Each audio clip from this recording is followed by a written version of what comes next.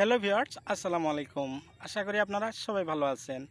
আজকে আমি আলোচনা করব মরিচ গাছ নিয়ে। মরিচ গাছের পরিচর্যা নিয়ে আলোচনা করতে যাইতাছি। আশা করি আপনারা আমার এই ভিডিওটা শুরু থেকে শেষ পর্যন্ত দেখবেন বলে আমি আশা করি। আজকে আমি আলোচনা করব শলি 8110 জলকিয়া এবং মরিচ নিয়ে। এই মরিচে যথেষ্ট পরিমাণে লাভালাভ আছে। আপনারা যদি 1 বিঘা মাটি এবং 2 বিঘা মাটি শলি 8110 মরিচ চাষ করতে পারেন, তো আপনারা যথেষ্ট পরিমাণে লাভান্বিত হতে পারবেন বলে আমি আশা রাখলাম। 1 বিঘা মাটি থেকে আপনারা অন্তত 2 লাখ পর্যন্ত টাকা ইনকাম করার একটা ভালো রাস্তা পেয়ে যাবেন।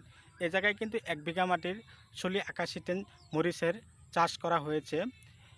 এই জায়গায় কিন্তু যথেষ্ট পরিমাণে গোবর সারের যোগান ধরা হয়ে গেছিলো। তো এখন কিন্তু গাছে প্রচুর পরিমাণে ফলন এসেছে।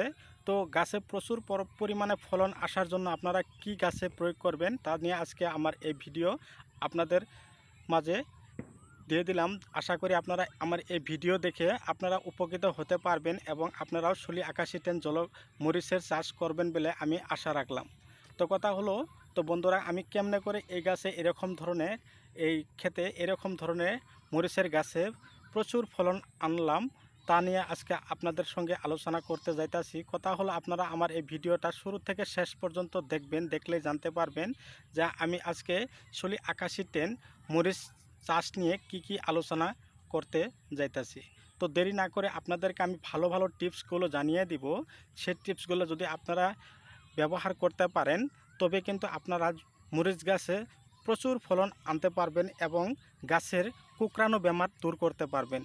মরিচ গাছের প্রধান বেমারটা হলো গাছগুলোর পাতাগুলো কুকড়ানো। সেই কুকড়ানো ভালো করার প্রধান উপায় কি? গাছে কি সার দিবেন, কত দিন পরে পরে জলসিঞ্চন করবেন এবং প্রচুর ফলন কেমনে করে আনবেন তা নিয়ে আলোচনা করতে যাইতেছি। তো কথা হলো, আপনারা এই মরিচ গাছে প্রচুর ফলনের জন্য হেফাজত দানা খেতে স্প্রে করবেন বলে আমি আশা করাম। তো তার সঙ্গে কি করবেন, পাতা কুকড়ানোর জন্য সিনেমা একটা ওষুধ আছে, সেই সিনেমা ওষুধটা আপনারা মরিচ গাছে খুবই সুন্দরভাবে স্প্রে করবেন বিকালবেলায়। তার সঙ্গে একতারা স্প্রে করে দিবেন। দেখবেন আপনাদের মরিচ গাছে এরকম কুকড়ানো বেমার আর থাকবে না, পাতাগুলো খুবই চিকচিকিয়া হয়ে যাবে। তখন দেখতে পারবেন আপনাদের মরিচ গাছে এরকম প্রচুর পরিমাণে বা প্রচুর ফলন এসে যাবে। তো বন্ধুরা, কথা হলো, আপনারা যদি আমার চ্যানেলে নতুন হয়ে রয়েছেন তবে আমার চ্যানেলটা সাবস্ক্রাইব করে নেবেন আর পাশে থাকা বেল আইকনটা আপনারা অন করে দিবেন। দেখবেন এরকম ধরনের নতুন নতুন ভিডিও নোটিফিকেশন আপনারা পেয়ে থাকবেন। তো কথা হলো, এই গাছে আপনারা মাঝে সময় কি করবেন, এমিস্টার একটা ওষুধ আছে, সেই ওষুধটা আপনারা স্প্রে করবেন। দেখবেন আপনাদের মরিচ গাছে মরিচগুলো খুবই ভালো রং হবে এবং চিকচিকিয়া হবে। তো বন্ধুরা, আপনারা কোন জায়গায় থেকে দেখতেছেন, দেশ ও দেশের বাইরে থেকে দেখলেও আপনাদেরকে আমি অনেক অনেক ধন্যবাদ জানাইলাম।